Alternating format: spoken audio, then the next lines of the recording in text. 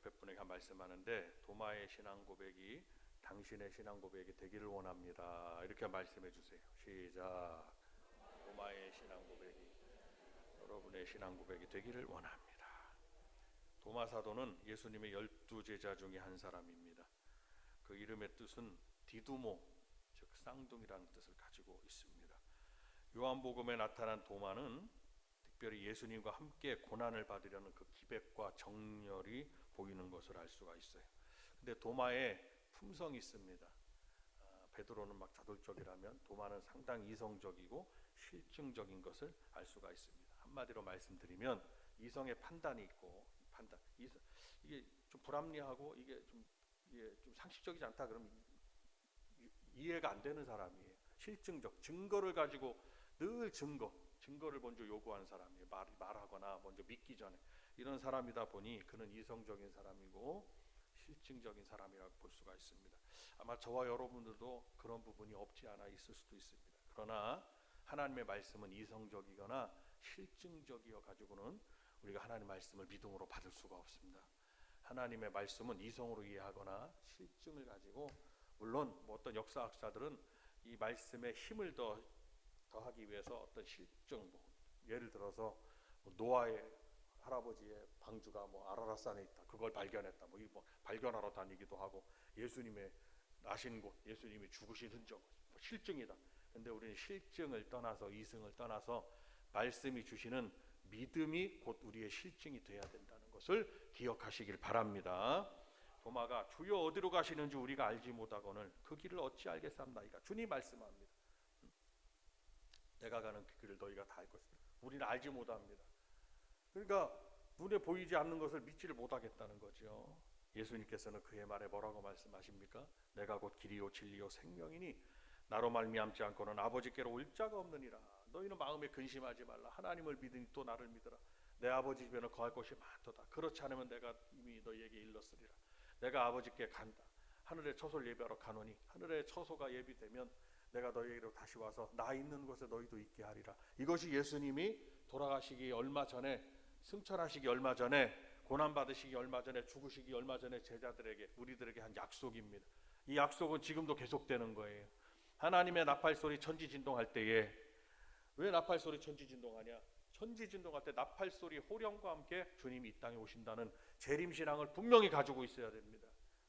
재림신앙을 가지지 아니하고는 없다 그러면 그는 개혁주의의 개혁주의의 입장에서 복음을 확실히 구원에 확실히 없는 분이에요.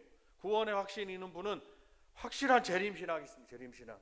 다 같이 한번 큰 소리로 따라합니다. 박수 한번 하면서 재림신앙 시작.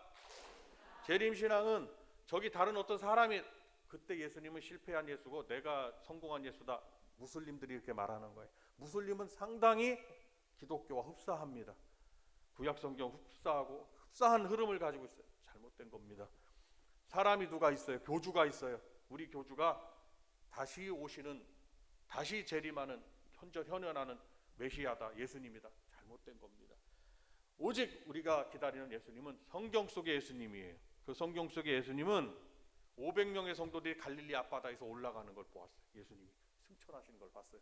천사가 나타나가지고 갈릴리 사람들아, 왜 예수님이 가시는 걸 보고만 있느냐? 예수님은 너희가 가심을 본 그대로 오시리라.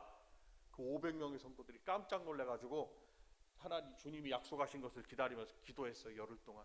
마가의 다락방에서 막 기도하니까, 마가의 다락방을 직접 가서 보니까 500명이 꽉 콩나물 시루처럼 앉아서 무릎을 꿇고 앉아서 기도한다든지 하면은 앉아 있을 수는 있겠더라고요. 한 이 정도 되려나. 우리 교회 성전보다는 좀 조만하겠죠. 거기 앉을 수는 있어요. 그런데 그 열흘을 기다리지 못하, 아무리 기다려도 예수님이 안 오시는 거예요. 오신다고 그랬는데. 나팔소리를 기다리고 천사들의 호령소리를 기다렸겠죠. 안 오십니다.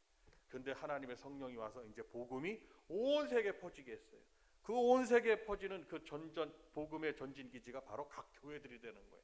소아시아의 7교회, 에베소 교회, 서머나 교회, 사대 교회, 빌라델비 교회, 두아디라 교회, 라오디게아 교회 등 해서 7개 교회들 있잖아요. 대표적인 교회예요. 거기만 있는 것이 아니에요. 막 교회들이 퍼졌어요. 고린도에도 교회가 생기고 빌립보에도 교회가 생기고 막 다 생긴 거예요. 지금의 그리스 마게도니아 지역에, 거기가 지중해 연안이 그때 당시에는 예수님 당시에는 세계였단 말이에요. 세계. 지금은 뭐 전 세계가 세계겠지만 그때 당시는 지중해 연안이 세계였어요.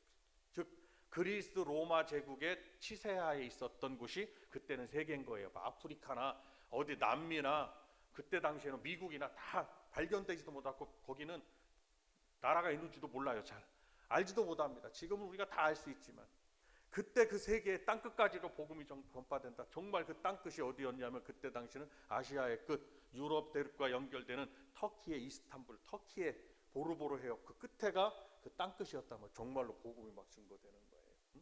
복음이 막 증거돼. 그래서 예수님의 제자들은 그 일에 쓰임을 받게 되고 도마는 예수님이 막 복음을 증거하실 때도 기다리라고 하실 때도 제자들은 막 기다렸어요. 아무리 기다려도 안 오는 거예요. 근데 그 기다림이 몇 년이 지났느냐? 지금 2000년이 지난 거예요. 근데 2000년은 우리에게는 많은 세월입니다. 2000년 전에 우리나라는 과연 뭐가 됐을까? 막 우리나라 1000년 동안 통일신라를 겪고 시대가 있었고 2000년 안에 500년 동안 뭐가 있었냐면 한 500년 고려 시대가 있었고 한 500여 년 조선 시대가 있었고 지금 현 시대가 된 거예요. 그렇게 옛날이에요. 근데 예수님을 지금까지 우리는 기다리고 있는 하나님 2000년의 세월이 흘렀어도 죽게는 하루가 1000년 같고 베드로가 그랬어요. 죽게는 하루가 1000년 같고 1000년이 하루 같다고 그랬거든요. 2000년이라는 세월이 지나서 우리가 지금 2026년에 살고 있지만 하나님의 시계는 그렇게 따지면은 이틀밖에 안 지난 거라는 거죠. 그것은 뭘 말합니까? 예수님의 재림은 항상 현재성이라는 거예요. 지금 우리가 구원의 소망이 있고 구원의 은혜를 가지고 있는 성도들은 반드시 예수님이 이 땅에 다시 오셔서 나를 천국으로 내 아버지 집에 나를 있게 하신다는 그 말씀을 꼭 기억하셔야 됩니다. 요한복음 14장의 1절의 말씀 이하의 말씀을 꼭 기억하셔야 됩니다. 그런데 그 장면에서 도마가 내가 가는 길을 너희가 알리라 그러니 우리가 어찌 알겠습니까? 주님 말씀한 내가 곧 길이요 진리요 생명이니 나로 말미암지 않고는 아버지께로 올 자가 없느니라 라고 말씀하셨어요. 길과 진리와 생명이 된다는 거예요. 여러분 길과 진리와 생명이다라는 그 말씀에서 우리는 뭘 알 수 있냐면 마귀가 하나님께로 가는 죄를 짓게 해서 우리 사람들이 하나님께로 가는 그 길을 없애버렸다는 표현은 좀 그렇지만 찾지 못하도록 한 거예요. 마귀가 사망을 심어준 거예요. 영원한 사망을 심어준 거예요. 그리고 마귀는 거짓말, 마귀는 처음부터 범죄함이니라. 하나님의 아들이 나타나신 것은 이는 마귀의 일을 멸하려 하심이라 하면서 마귀를 주님이 이 땅에 오신 궁극적인 목적이 요한사도는 두 가지로 봤다는 거예요. 궁극적인 목적은 바로 우리를 구원하시기 위한 목적이 있고 다른 하나의 목적이 있다면 요한 1서 3장 8절 말씀처럼 마귀는 처음부터 범죄함이라고 마귀를 멸하려 하셔 오신다고 말씀하셨기 때문에 그래서 길과 진리와 생명이 되신다는 것은 예수님 때문에 하나님께로 가는 길이 그리고 예수님을 믿음으로 말미암아 영원한 생명을 얻게 되는 것이고 영원한 생명 죄 짓기 이전의 영원한 생명 그리고 하나님의 말씀 외에는 마귀는 막 거짓말하기 때문에 마귀는 진리를 막 흐트러 버리고 진리를 무색하게 만들었다. 하나님의 말씀 우리에게 있어서 죄인들에게는 그래서 죄인들에게 진리를 선포하는 예수님이 되셨다라는 것으로 이 말씀을 잘 기억하시고 말씀을 믿으셔야 되고 말씀을 이해하셔야 됩니다. 이는 아주 지금 말씀드린 이 도마의 이 이야기는 아주 매우 유명한 일화가 됩니다. 그리고 부활의 주님께서 처음으로 제자들에게 나타나신 것을 듣고 도마는 또 어떻게 했습니까? 내가 그 손에 못자국을 보며 내 손가락을 그 못자국에 넣으며 내 손을 그 옆구리에 넣어보지 않고는 믿지 아니하겠노라 하면서 그가 믿음이 없다라고 보다는 그의 성품이 거기 나온 거예요. 그러니까 그의 품성을 대변하는 그 말 속에 예수님은 이 말씀을 기록해 요한사도는 우리들도 그럴 수 있다는 거예요. 예수님이 안 보이는데 무슨 예수님을 믿는다고 그러고 천국이 있지도 않은데 무슨 어디 보이지도 않는데 천국을 간다고 그러고 지옥은 뭐 어디 있는지 알 수도 없는데 지옥에 간다고 그러고 예수 안 믿으면 지옥 간다고 그러고 예수 믿으면 천국 간다고 그러고 천국은 그냥 거기는 해함도 없고 상함도 없고 거기는 슬픔도 없고 눈물도 없고 말하고 있냐 이거예요. 도마와 같은 습성을 다 가지고 있는 거예요. 그러나 주님이 말씀하는 거예요. 도마의 이 의심하는 도마는 의심하는 제자였대요. 의심의 대명사예요. 도마는 어떻게 보면. 그러나 주님이 여드레를 지나서 만나주신 다음에 어떻게 했습니까? 도마를 특별히 만나주셨어요. 그러니까 도마가 못 믿는다고 할 때 하필이면 예수님이 도마가 그 자리에 없을 때 제자들에게 나타나셨거든요. 근데 다른 제자들이 예수님을 만났다고, 살아나신 예수님을 만났다고 하는데도 나는 못 믿겠다고 하는 거예요. 그러니까 저와 여러분이 예수님을 막 증거합니다. 천국을 증거하고 우리가 사람이 살면 100살을 살겠냐 200살을 살겠냐. 그러나 우리에게는 영혼이 있으니까 예수 믿으면 천국 간다고 막 아무리 증거를 해도 믿지를 않는 거예요. 그러니까 우리 장로교회에 어떻게 보면 이 장로교회 창시자가 되는 칼빈이즘 있죠. 칼빈 선생님이 아무리 전해도 안 믿으니까 그것을 어떻게 알았냐면 오른편 강도 왼편 강도가 있는데 기왕이면 오른편 강도도 죽었고 예수님도 돌아가셨지만 왼편 강도 어차피 죽게 됩니다. 십자가에 못 박히면 한 3일에서 일주일 동안 매달려 있다가 물과 피를 쏟은 다음에 사람 죽어가는 거거든요. 거기 내려오지 않는 한 죽는 거예요. 이제 어차피 죽어가는 거. 오른편 강도는 주님을 위해서 신앙 고백을 합니다. 당신의 나라 임할 때 나를 좀 거기에 있게 해주십시오. 기왕이면은. 근데 왼편 강도는 어떻게 합니까? 엄밀히 따지면 오른편 왼편이 앞에서 오른편이냐 왼편이냐 알 수는 없지만 우리가 소위 말하면 오른편은 좀 긍정적인 의미가 있으니까 그렇게 주님을 인정하고 죽었는데 왼편 강도는 주님을 인정하지? 죽어가면서도 인정을 안 하는 거예요. 주님을 저주하고 당신이 메시아면 당신도 구원해보고 너부터 내려와 봐라 이러고 끝까지 그러는 거예요. 그러니까 칼빈 선생이 전체를 한번 보니까 하나님이 구원하실 자는 정해져 있나? 물론 감리교는 자유주의를 외치고 자기의 어떤 자기 의지, 자유 의지를 외치고 우리는 섭리론을 외치지만 물론 무엇이 다 옳다고 말할 수는 없지만 가만히 생각을 하면 우리는 장로교인으로서 하나님이 우리 개인적인 저와 여러분 여기 앉아 계신 우리의 입장에서 하나님이 나를 택하셨다는 것에서 은혜로 받으셔야 되는 거예요. 아멘입니까? 그러니까 가셔서 또 이렇게 하면 안 돼요. 다른 교인들 하나님이 우리만 택했고 장로 우리만 택했으니까 당신은 안 택했으니까 구원 못 이렇게 하시면 안 되는 거예요. 그것은 복음에 입각한 말씀의 이해가 아니에요. 그런데 내가 개인적으로 이제 장로교인으로서 전 장로교 목사고 정통신학을 장로교 신학을 공부한 저도 말씀을 전하는 저도 일생을 말씀을 전하는 저도 우리는 장로교인으로서 가만히 내 입장에 생각해 볼 때 그렇다면 오른편 강도 왼편 강도라면 나는 택함을 받은 오른편 강도냐 하나님의 구원의 섭리가 있는 오른편 강도냐 그것에서 우리는 장로교인으로서 감사함을 더욱 느끼셔야 된다. 지금 이 말씀하는 거예요. 구원받을 자를 택했다 이런 의미를 막 말하는 것보다는 잘 이해가 되시죠?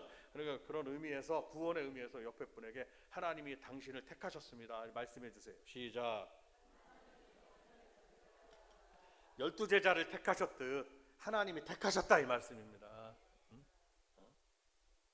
그러니까 우리 자녀들도 있지만 엄마는 왜 아빠는 왜 교회를 다니셔가지고 이렇게 주일날부터 맨날 주일날 피곤하게 하냐고. 친구들은 다 토요일까지 공부하고 다 주일날은 그냥 일요일은 다 일요일 예수 믿는 사람이 일요일이라고 그러면 안 됩니다. 일요일은 쉬는 날이 아니에요. 일요일 주일날은 뭐가 주님을 위해서 예배드리고 주님을 위해서 헌신하고 일하는 날이고 하나님을 기쁘시게 하는 날이 주일이에요. 일요일로 사시면 불평이지. 친구들 다 쉬고 다 놀러 가고 스키장도 가고 어디 가서 캠핑도 가고 뭐 다도 노는데 아니 아빠 엄마는 왜 교회를 다녀가지고 우리는 주일날 아침 일찍부터 8시부터 일어나서 교회 학교를 가야 되고 그냥 아침부터 우리는 평일날보다 더 바쁘냐. 그리고 엄마는 주일날 아침에 가가지고 우리를 뭐 밥을 맛있는 걸 해준다 이게 아니고 저녁 때 오냐. 네? 엄마는 주일날 아주 얼굴을 볼 수가 없다 이런 생각을 할 수가 있다? 잘못된 거예요. 그거는 세상 사람들이 하는 생각이에요. 하나님이 뽑으시고 택하셔서 교회를 오시게 된 거예요. 부모님이. 아멘입니까? 하나님이 뽑으셔서 우리가 믿는 자의 가정이 된 거예요. 이를 확실히 알고 우리가 하나님 앞에 감사하는 성도가 돼요. 여러분 하나님이 여러분을 택하신 줄로 믿습니다. 교회도 마찬가지. 교회를 여기 여기서 목회하도록, 여기서 말씀 전하도록, 여기서 교회를 섬기도록 함께 세워가도록 하나님 택하셔서 여기다 앉혀놓으셨다 이 말씀입니다. 여기서 앉아있는데 맨날 저기를 바라보면 될까요, 안 될까요? 그것은 하나님의 섭리에 반하는 거예요. 하나님의 섭리는 내가 주어진 환경에서, 내가 주어진 환경에서 하나님이 나에게 허락되신 상황에서 거기를 바라봐야 되는 거예요. 아멘입니까? 도마는요, 의심 많은 도마라고 아주 수식어가 붙고 있습니다. 그런데 성 어거스틴이 있습니다. 성 어거스틴이 뭐라고 말했냐면, 우리들이 의심하는 일이 없도록 도마는 먼저 의심했습니다 라고 하면서, 도마의 의심 사건은 우리들로 하여금 우리가 이렇게 의심 많은 도마와 같은, 우리가 도마와 같다 이 말이죠. 그렇게 도마는 미리 의심을 해서 주님께 이런 말씀을 들어서 우리로 하여금 그런 의심에서 벗어나게 해준, 미리 의심의 선구자가 됐지만 우리에게 유익을 주는 사람이다 라고 성 어거스틴은 그렇게 해석을 했습니다. 상당히 의미가 있다고 생각합니다. 의심사건, 도마의 의심사건 이후에 주님께서 도마가 구하던 것을 다 보여주셨습니다. 성도 여러분, 우리가 눈으로 보이지 않아도, 우리가 뭔가를 만질 수 없어도, 우리가 느낄 수 없어도, 우리가 잡을 수 없어도 주님이 보여주시듯 우리에게 보여주시는 날이 온다 이 말이에요. 그래서 믿음은 기대고, 그리고 기대는 곧 믿음이라는 것을 아셔야 됩니다. 그 기대는 곧 소망을 불러일으키는 거예요. 천국에 대한 소망, 주님이 이 땅에 재림하신다는 신앙. 주님이 이 땅에 재림하시는 건 다른 게 아니에요. 이 땅이 영원히 살게 하겠다고 재림하시는 것이 아니에요. 이 땅은 호련히 불에 타 없어지듯 이 우주와 온 주님이 지으신 것들은 이제 다 심판을 받고 없어질 날이 온다. 그것이 계시록의 말씀이에요. 주님이 오시면 하나님의 사람들, 성도들을 주일날 예배드리고 주일날 불러 모은, 암탉이 날개 아래 품어놓은 자기 병아리를 지키듯, 저 매가 막 날아다니다가 암탉을 공격한, 그 병아리를 채가 공격하는데 암탉은 목숨을 걸고 싸우는 거지. 주님이 우리를 지켜주는 거예요. 연약하신 주님 같지만 주님은 이미 이겨서 우리를 지켜주는 거예요. 교회로 불러서 지켜주고 예배로 지켜주고, 그러니까 이 예배는 무엇보다도 중요한 거예요. 우리 성도들이 일생을 살아가면서 예수 믿으면서 내가 믿는 자라고 하면 복받는 비결은 주일을 잘 성수하는 거예요. 주일 성수 신앙은 변함이 없는 겁니다. 세상은 변하고, 세상은, 그래 주일은 어떻게 지키는 거냐? 주일은 기억에서 지키는 거예요. 아무 생각 없이 토요일까지 막 놀다가 막 여흥을 즐기다가 주일날 됐네, 막 아침에 부랴부랴 오는 게 아니에요. 주일은 이미 한 주간 동안에 주일을 기억해야 되는 거예요. 아, 오늘 금요일, 왜 금요일? 주님 고난 받으신 날이구나. 아, 토요일은 유대인들의 안식일이지만 오늘 좀 쉬는 날이구나. 쉼을 갖는 시간이. 주일을 기억해서 어떻게 지켜야 됩니까? 거룩히 지켜야 되는 거예요. 주일은 생각과 마음과 입술과 행함에서부터 거룩한 거예요. 발걸음은 거룩한 교회로 향하는데 나오면서부터 부부가 막 다툰다든지, 서로 안 좋은 얘기를 한다든지, 흘기는 눈으로 쳐다본다든지, 자녀를 혼낸다든지, 자녀는 막 불평한다든지, 기왕에 오면서 기쁨으로 나오셔야 되는데, 주님 앞에 기쁨으로 나오셔야 되는데, 아이고 믿어도 소용없다, 이런 말씀, 이런 생각으로 나오고 이러신다? 그러면은 발걸음은 거룩한 발걸음인 것 같은데 그 분이 거룩하지 못한 거예요. 그래서 어떻게 했어요? 너희 몸을 하나님이 기뻐하시는 거룩한 뭐로 드려라? 아시기는 뭐 너무 잘 아신다니까. 너무 잘 알고 있어요, 알기는. 근데 성경은 아는 것으로 그치면 안 됩니다. 그 성경 아는 것, 이 지식이, 성경의 지식이 내 삶을 변화시켜야 되고, 내 삶을 우리가 알고 있는 성경적 지식이 나를 이끌어야 되는 거예요. 그래서 아는 거와 그리고 행하는 거는 일치가 돼야 된다라고 말한 거예요. 그것이 야고보서에서 말하는 행함이 없는 믿음은 무슨 믿음이라? 죽은 믿음. 근데 행함은 있는데 속은 어떻게 해요? 다 바리새인과 같이, 회칠한 무덤과 같이 속이 지금 딴 생각, 불평이나 불만이나 믿음이 없거나, 이것은 완전히 다른 거예요. 그래서 주님이 바리새인들을 책망하신 거죠. 바리새인들을 봐라, 회칠한 무덤 같지 않느냐? 왜 그러냐? 동굴이 있어요. 그 안에 무덤을 놨어요. 누가 봐도 거기는 무덤이에요. 그죠? 그런데 무덤과 스산하게 무덤 같지 않게 하기 위해서 회를 발라놓는 거예요. 횟가루, 시멘트 우리나라 치면 아무리 치장을 하고 아무리 횟가루를 발라놔도 거기가 뭐가 되냐? 그 안에는 시신이 있는, 죽은 시신이 있는, 썩은 시신이 있는 무덤이라는 거예요. 바리새인들이 그렇게 책망을 듣는 거예요. 우리의 속사람과 겉사람은 같아야 된다. 주님을 섬기는 일에 우리는 택함을 받았기 때문에 기왕 예수 믿기로 한 거 잘 믿는 여러분들이 되시길 바랍니다. 옆에 분에게 한번 두 번째로 말씀합니다. 예수 잘 믿는 성도가 되자고 말씀. 시작. 도마의 신앙 고백입니다. 도마가 주님이 다 보여주셨어요. 만져봐라, 손가락을 넣어봐라. 도마가 의심하던 걸 다 보여주셨어요. 그것이 성경이에요. 그것이 우리에게 일어날 주님의 역사예요. 아멘입니까? 하나님의 말씀은 안 이루어진 것이 없다. 오직 한 가지 예언이 안 이루어진 게 있다면 주님이 이 땅에 오신다고 한 약속이 아직 한 가지 이루어지지 않았다. 32,500가지의 예언이 다 이루어졌는데 한 가지가 안 이루어지랴. 성경의 약속은 이루어진다는 것을 믿으셔야 됩니다. 아멘입니까? 나의 주시며 나의 하나님이십니다 라고 도마는 신앙 고백을 했습니다. 베드로가 사도신경 있죠? 베드로의 신앙 고백에 의해서 사도들이 신앙 고백 신경을 만드는 거예요. 믿음의 경을 만드는 거예요. 사도신경은 무척 중요한 겁니다. 왜 중요하냐? 제가 여러분들 예배드리는 모습을 보니까 어떤 분은 찬양도 안 하시지. 왜 찬양을 안 하세요? 찬양을 속으로 다 하고 있다는 거예요. 찬양도 안 하시지. 사도신경도 안 하시지. 에? 그래서 가만히 보니까 분명 주무시는 것 같아요. 옆에 권사님이 다 보니까 주무시는. 권사님 왜 자기가 다 듣고 있다고. 아니 그렇게 잠은 어떻게 해요? 다 목사님 눈 감아야 더 잘 들린다고 막 이런다니까. 찬양 크게 해야 되고. 목사님 그러잖아요. 찬양 크게 하세요. 찬양 크게 드리세요. 속으로의 찬양은요 어디서 하는 거냐? 다른 어떤 예배 시간이 아니라 어떤 다른 곳에 갔을 때, 다른 곳 회의 시간이나 아니면 여러분 학교에 가서 막 찬양이 막 하고 싶을 때, 그럴 때 막 혼자 찬양해 보세요. 복음의 길이 열릴까요, 막힐까요?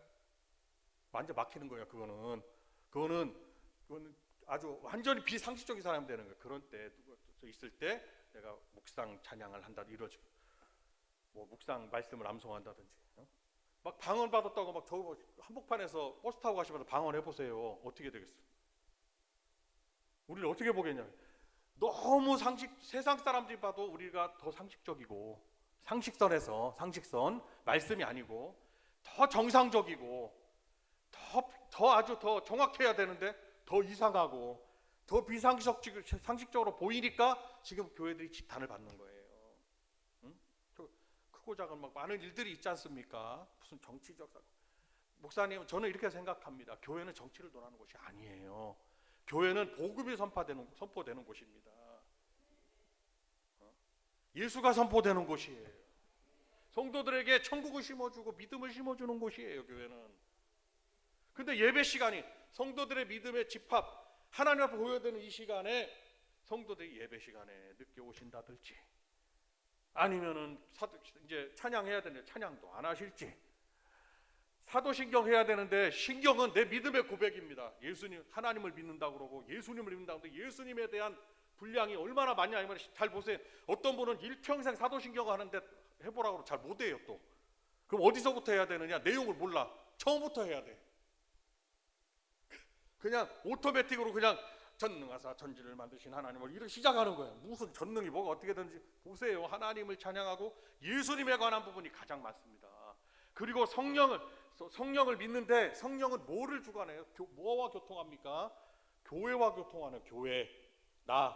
교회, 우리들 교회. 복된 교회, 여러분들 섬기는 교회, 가정에 재단을 쌓았으면 가정이 교회라면 교회. 성령님의 역사가 없이는 교회가 안 된다는 거예요. 찬양을 크게 찬양하고 큰 소리로 신경을 외치고 신앙 고백을 하고. 교회의 예배의 한 절차가 아니에요. 이거는 믿음의 고백입니다. 믿음의 고백. 박수 한번 하면서 한번 큰 소리로 한번 외쳐봅니다. 믿음의 고백. 시작. 신경이 구원하는 건 아니에요. 내 믿음의 고백을 하는 거예요. 누구 앞에? 하나님 앞에 하는 것이다. 신앙 고백은 무엇보다 중요한 겁니다.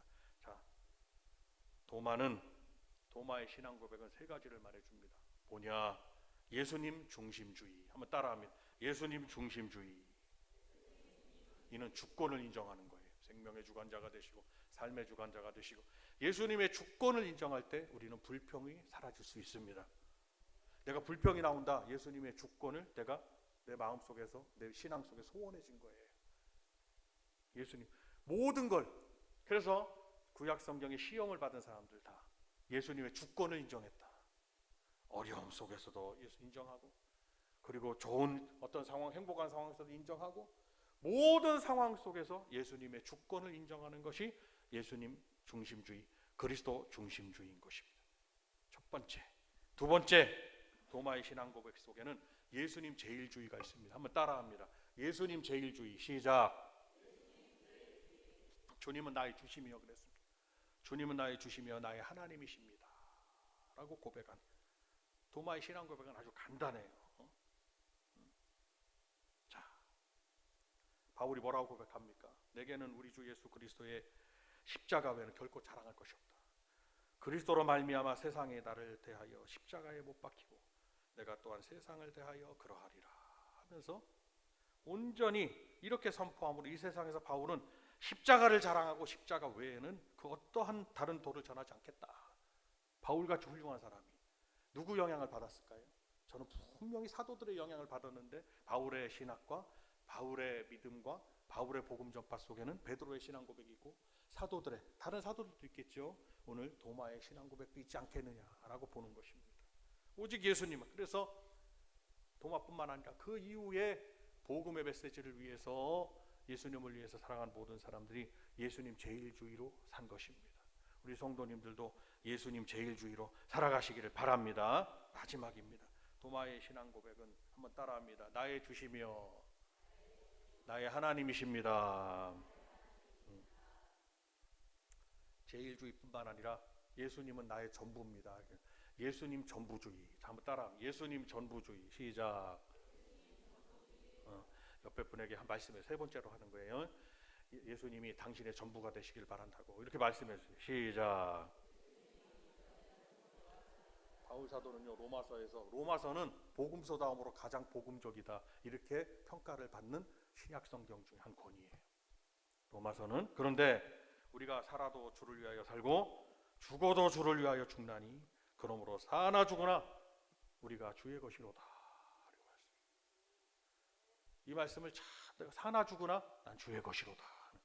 살려주셔도 주의 것이고 나를 그냥 내가 여기서 오늘 순교당에 나를 데려가셔도 주의 것이고 할마다 뭐로 살란 얘기예요?